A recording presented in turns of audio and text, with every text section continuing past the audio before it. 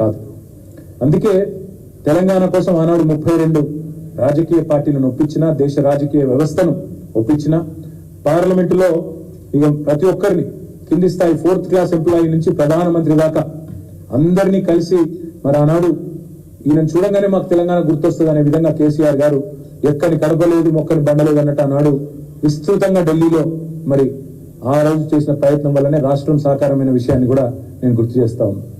అసెంబ్లీలో తెలంగాణ అన్న పదాన్నే నిషేధించబడే స్థాయి నుంచి ఇవాళ తెలంగాణ అసెంబ్లీలోనే మరి తెలంగాణ వాళ్ళు స్వయం పాలనలో నిలిచి ఉన్నారు అంటే ఇవాళ దానికి కారణమైంది కేసీఆర్ గారి రాజకీయ చాతుర్యం, బీఆర్ఎస్ పార్టీ యొక్క ప్రయత్నం అనే మాట కూడా నేను గుర్తు చేస్తా ఉన్నాను.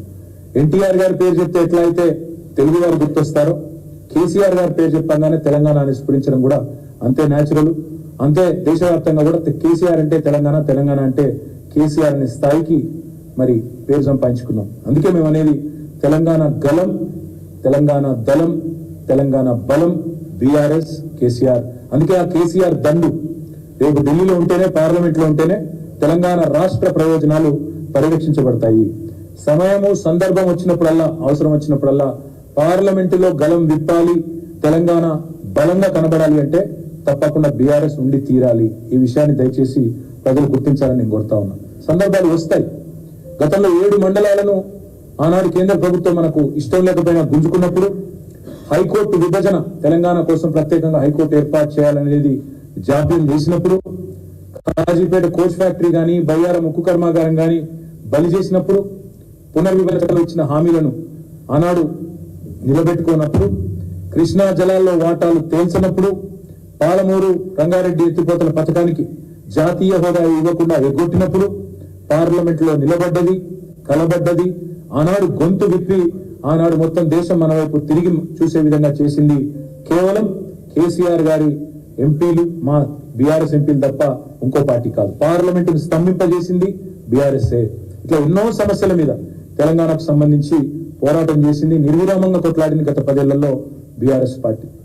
మన రైతులు పండించిన వడ్లను కొనుగోలు చేయకుండా ఆనాడు వ్యవసాయ శాఖ మంత్రిగా నిరంజన్ రెడ్డి గారు, తర్వాత వారితో పాటు మేమందరం పోయి ఢిల్లీలో ఆడికి పోయినప్పుడు మమ్మల్ని అవమానిస్తే, నూకలు తినడం నేర్పించండి మీ వాళ్ళకని చెప్తే, పిడికిలు బిగించి తెలంగాణ రైతుల పక్షాన ఆనాడు ఢిల్లీ వేదికగా జంతర్ మంతర్లో, అదేవిధంగా తెలంగాణ భవన్ లో ధర్నా చేసి మొత్తం దేశం దృష్టిని మన వైపు తిప్పింది బీఆర్ఎస్ మాత్రమే, కేసీఆర్ మాత్రమే.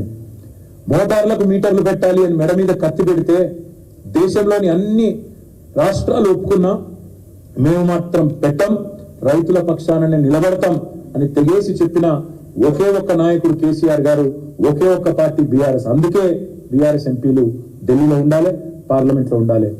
సింగరేణిని వేలం వేస్తాం, ప్రైవేటు పరం చేస్తాం, సింగరేణిని కూడబెడతాం, అమ్మేస్తాం అని చెప్పి కేంద్ర ప్రభుత్వం తెగించినప్పుడు, మనకు బొగ్గు బ్లాక్లు ఇవ్వకుండా ఆక్షన్ లో పెడితే అడ్డుకున్న ఒకే ఒక్క పార్టీ, గొంతు విప్పిన ఒకే ఒక్క పార్టీ, గర్జించిన ఒకే ఒక్క పార్టీ బీఆర్ఎస్ మాత్రమే.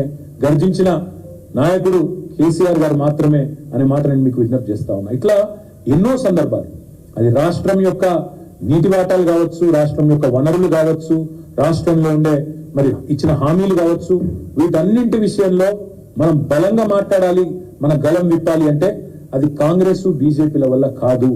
ఎందుకంటే వాళ్ళు జాతీయ పార్టీలుగా సహజంగానే వాళ్ళకి ఎటుంటుందంటే ప్రత్యేకంగా వాళ్ళకి తెలంగాణ మీద ప్రేమ ఉండదు. పార్లమెంట్ లో ప్రత్యేకంగా ఎన్నడన్నా రాహుల్ గాంధీ ఒక్క రోజన్న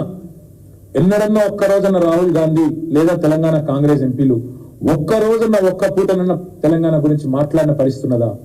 ఎప్పుడన్నా ఉంటే ఇంకా కేసీఆర్ గారిని బద్నాం చేయాలనే ప్రయత్నం, తెలంగాణను చిన్నగా చేసి చూపెట్టాలనే ప్రయత్నమే చేసింది తప్ప రద్దు చేసిన ఐటీఐఆర్ గురించి ప్రశ్నించలేదు, తెలంగాణకు న్యాయబద్ధంగా రావాల్సిన హక్కుల గురించి మాట్లాడలేదు, తెలంగాణకు ఇవి కావాలి అది కావాలి అని ఎన్నడన్నా రాహుల్ గాంధీ గాని నరేంద్ర మోడీ గారు గాని మాట్లాడినరా? ఒక్కసారి గుర్తు తెచ్చుకోండి. పార్లమెంట్ లో బీఆర్ఎస్ ఎంపీల దళం లేకపోతే, తెలంగాణ పార్టీకి బలం లేకపోతే తెలంగాణ పలుకుబడి ఢిల్లీలో పడిపోదా? దయచేసి ఆలోచించండి. మన గలం ఉండదు, మన బలం ఉండదు. మళ్ళీ మనం అనామకులుగా ఎట్లయితే ఆనాడు తెలంగాణ పదాన్ని శాసనసభలో నిషేధించినారో, రేపు పార్లమెంట్ లో కూడా తెలంగాణ అన్న పదమే వినబడకుండా పోయే ప్రమాదం ఉంటది బీఆర్ఎస్ లేకపోతే. ఇది కూడా రాష్ట్ర ప్రజలు గుర్తెరగాలని చెప్పి కూడా నేను కోరుతా ఉన్నా. ఇంకొక మాట కూడా, ఇతర రాష్ట్రాల్లో మరి వాళ్ళందరూ వాళ్ళ రాష్ట్ర ప్రయోజనాల కోసమేమో కలిసికట్టుగా పోరాడతారు.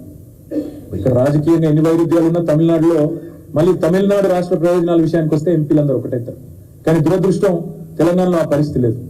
తెలంగాణలో ఇక్కడున్న కాంగ్రెస్ నాయకులు బీజేపీ నాయకులు ఇద్దరు కూడా ఒక అలవాటుగా మారిపోయింది. తెలంగాణ రాష్ట్రం అంటే ఇక్కడ ఏమన్నా మంచి జరిగితే మొత్తం క్రెడిట్ అంతా కేసీఆర్కే పోతుంది. కాబట్టి ఎట్లన్నా ఈ రాష్ట్రానికి ఏమైనా రాకపోయినా లేదా ఈ రాష్ట్రానికి ఏమైనా నష్టం జరిగినా పర్వాలేదు, కానీ తెలంగాణ మాత్రం ముందుకు పోవద్దు అన్నట్టు ఎన్నడూ తెలంగాణ జెండాను గాని ఎజెండాను గాని పార్లమెంట్ లో కాంగ్రెస్ గాని బీజేపీ గాని ప్రస్తావించిన పాపాన గత 10 ఏళ్లలో పోలేదు. ఇది వాస్తవం. పార్లమెంటరీ పార్టీ మీటింగులు జరుగుతాయి. ప్రతి పార్టీ, కాంగ్రెస్ పార్టీకి జరుగుతుంది, బీజేపీకి జరుగుతుంది. ఎన్నడన్నా ఒక్కరోజు గత 10 ఏళ్లలో వాళ్ళ పార్లమెంటరీ పార్టీ మీటింగ్ లో తెలంగాణ అన్న పదం వినబడ్డదా? దయచేసి ఒకసారి ఆలోచించాలని చెప్పి కూడా నేను కోరుతా ఉన్నాను. తెలంగాణకు న్యాయంగా దక్కాల్సినవి దక్కనప్పుడు, అన్యాయం జరిగినప్పుడు అడిగేది, ప్రశ్నించేది, కలబడేది, నిలబడేది మళ్ళీ కేసీఆర్ దళం మాత్రమే, బీఆర్ఎస్ దళం మాత్రమే, వినబడేది మళ్ళీ కేసీఆర్ గళం మాత్రమే అనే మాట నేను అందుకే మీకు విజ్ఞప్తి చేసేది. రేపు బీఆర్ఎస్ ఎంపీలు ఉండకపోతే పార్లమెంట్ లో తెలంగాణ అన్న పదమే మాయమయ్యే ప్రమాదం ఉన్నది. దయచేసి గుర్తుంచుకోవాలని చెప్పి కూడా నేను కోరుతా ఉన్నాను. కేంద్ర ప్రభుత్వాలు మీకు తెలుసు, ఇప్పుడు మీరు గమనిస్తా ఉంటే ఒక విచిత్రమైన పరిస్థితి రాష్ట్రంలో. బండి సంజయ్ గారు రేవంత్ రెడ్డి పొగుడుతూ ఉన్నారు. ఇద్దరు మరి ఏదో అండర్స్టాండింగ్ వచ్చినట్టే ఉన్నారు. మళ్ళీ చూస్తుంటే గతంలో కరీంనగర్ నిజామాబాద్ ఎన్నికల్లో ఎట్లయితే అంతర్గతంగా కలిసికట్టుగా పనిచేసినారో మళ్ళీ చూస్తుంటే ఏదో అంతర్గతమైన ఒక అండర్స్టాండింగ్ వచ్చినట్టే కనబడతా ఉంది. అందుకే మేము అనేది వాళ్ళ ప్రయోజనాల కోసం ఎంతకన్నా పోతారు. కానీ తెలంగాణ ప్రయోజనాలు కాపాడాలి అంటే, తెలంగాణ ప్రయోజనాలు ఢిల్లీలో తప్పకుండా అక్కడ ఉండే విధంగా పనిచేయాలి అంటే ఆ పని కేవలం బీఆర్ఎస్ ఎంపీలు చేయగలుగుతారు తప్ప ఇంకెవరి వల్ల కాదు. అందుకే కేసీఆర్ కు బలం ఇద్దాం, పార్లమెంట్ లో తెలంగాణ గలం వినిపిద్దాం, గులాబీ దళాన్ని పార్లమెంట్ కు పంపుదాం, ఢిల్లీలో తెలంగాణ బలాన్ని మళ్ళొకసారి పెంచుకుందాం. అదేవిధంగా తెలంగాణ అస్తిత్వాన్ని కూడా, గౌరవాన్ని కూడా కాపాడాలి అంటే తప్పకుండా మరి ప్రజలకు నేను విజ్ఞప్తి చేస్తా ఉన్నా. మొన్న జరిగింది సరే, అక్కడ చర్చిన కారణాలు అవన్నీ కూడా సమీక్షించుకుంటున్నాం. ఏవైతే మార్పులు చేర్పులు పార్టీ చేసుకోవాలో అవన్నీ కూడా చేసుకుంటాం.